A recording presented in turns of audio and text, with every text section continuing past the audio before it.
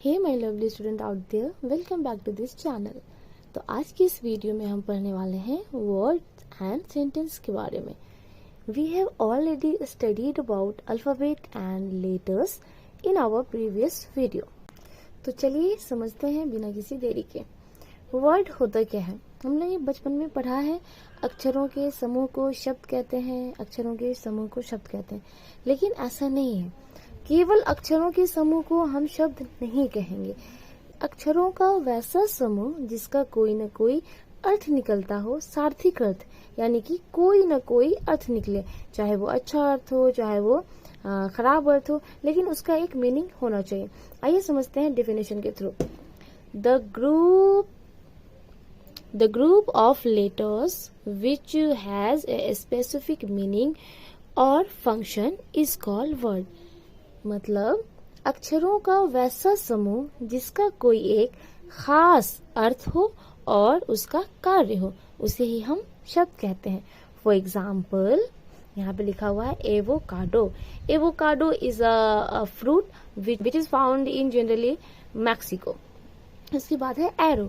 Arrow का हिंदी होता है तीर का निशान या तीर का चिन्ह। उसके बाद है BOON। बून। बून मीन्स होता है वरदान, जैसे कि उसके बाद है हेल। हेल मीन्स होता है नर्क, which is opposite word of heaven. Heaven means स्वर्ग। तो एवोकाडो, एवोकाडो में अगर हम देखेंगे तो AVOCADO, एक कई लेटर्स मिलके 1 2 3 4 5 6 7 लेटर्स मिलके एक वर्ड बनाए हैं जिसका एक अर्थ होता है। Avocado is a name of a fruit. Avocado एक फल का नाम है जो हमारे यहाँ नहीं बल्कि मैक्सिको में पाया जाता है। अगर इसी को हम उल्टा पुल्टा कर दे, जैसे कि आप नीचे देख सकते हैं VAODOCA, तो ये ग्रुप ऑफ लेटर्स तो है, लेकिन इसका कोई मीनिंग नहीं निकल रहा है, इसलिए इसे हम वर्ड नहीं कहेंगे। And in the same way अगर हम एरो की बात करें, तो अगर हम इसके वर्ड को, लेटर्स को अगर हम आगे पीछे करते हैं, जैसे कि RAROW, रैरो, इसका कोई मीनिंग ही नहीं है, तो क्या ये हमारा वर्ड होगा? ये हमारा वर्ड नहीं होगा। फिर यहाँ अगर हम देखें तो OONB, बून को अगर हमने उल्टा कर दिया तो ऊनब, ऊनब का कोई मीनिंग नहीं है, इसलिए ये भी हमारा वर्ड नहीं होगा। फिर हेल का अगर हम देखें LEHL, लेहल, लेहल कोई वर्ड नहीं है क्योंकि इसका कोई मीनिंग नहीं होता है। इसका मतलब अक्षरों के समूह को केवल हम वर्ड नहीं कहेंगे, बल्कि अक्षरों का वैसा समूह जिसका कोई न कोई अर्थ होगा, जिसका कोई न कोई सेंस बनेगा, उसे ही हम वर्ड कहेंगे। इसके बाद हम आगे बढ़ते हैं सेंटेंस की तरफ। अब ये सेंटेंस क्या होता है, अब हम समझने वाले हैं सेंटेंस क्या होता है। जैसे कि हमने समझा कि अक्षरों का वैसा समूह जिसका कोई न कोई अर्थ निकले, उसे हम वर्ड कहते हैं।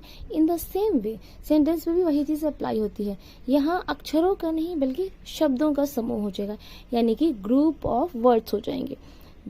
The group of words which has a specific meaning is called sentence, यानी कि शब्दों का वैसा समूह जिसका कोई न कोई अर्थ निकले, उसे हम सेंटेंस कहते हैं। For example, I am teaching, मैं पढ़ा रही हूँ, जिसमें अगर आप देखेंगे तो दो वर्ड हैं, एक AMM और दूसरा teaching. I it's not a word, I जो है इसमें वो लेटर है, तो दो शब्द मिलते हैं तो ये क्या बन जाता है? हमारा वर्ड बन जाता है। कहीं भी अगर दो या दो से ज्यादा वर्ड एक साथ लिखे जाते हैं जिसका कोई अर्थ होता है, उसे हम क्या कह देते हैं? उसे हम कह देते हैं कि ये सेंटेंस है। For example, you are reading a book, आप लोग या आप या तुम लोग एक किताब पढ़ रहे हो। You are watching my video, आप लोग मेरी वीडियो देख रहे हो, एटसेट्रा। लेकिन अगर मैं इस सेंटेंस को उल्टा कर दूं, जैसे कि अगर मैं लिख दूं, अगर मैं यहाँ पे लिख दूं आई एम टीचिंग की बदले में लिख दूं मैं टीचिंग, अगर मैं यहाँ पे लिख दूं टीचिंग आई एम, इस जिसका कि कोई मतलब इस सेंटेंस का नहीं निकलेगा, तो क्या ये सेंटेंस होगा?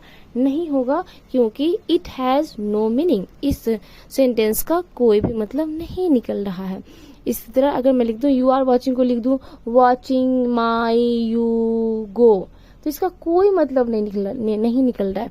तो केवल शब्दों को, समूह को, शब्दों का एक साथ हो जाना ही सेंटेंस नहीं कहलाएगा जब तक कि उसका कोई ना कोई अर्थ नहीं निकले।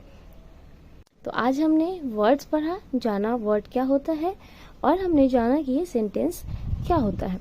आपके लिए होमवर्क है, आपको नीचे 3 सेंटेंस दिखाई दे रहे होंगे। दिस इज एन एप्पल, इसका हिंदी होता है यह एक सेब है।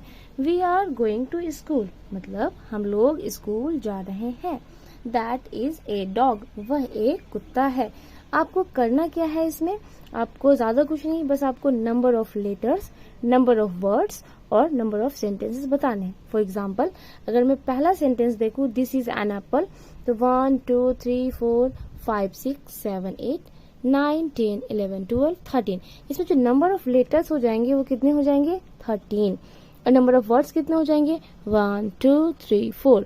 तो पहले सेंटेंस में नंबर ऑफ वर्ड जो हो जाएंगे वो 4 हो जाएंगे, लेकिन नंबर ऑफ सेंटेंस कितना होगा, 1 होगा, क्योंकि ये एक ही सेंटेंस है।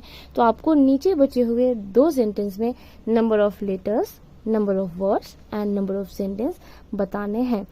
So you have to tell me in the comment section how many numbers and words are there in 2 sentences. I hope आपको ये वीडियो समझ में आई होगी, आपको चीजें समझ आ रही होगी। तब तक के लिए बाय बाय, मिलते हैं नेक्स्ट वीडियो में। Thanks for watching.